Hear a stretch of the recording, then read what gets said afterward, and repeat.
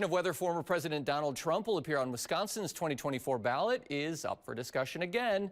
A lawsuit was filed today in Dane County by Minocqua Brewing Company owner Kirk Bangstad.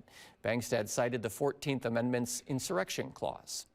Because there's too many Americans and Wisconsinites who become cynical, thinking that these guys in D.C. are the ones that control our destiny. That's not how America was created. Little guys like me are the ones that were in the Revolutionary War. Little guys like me are the ones that fought.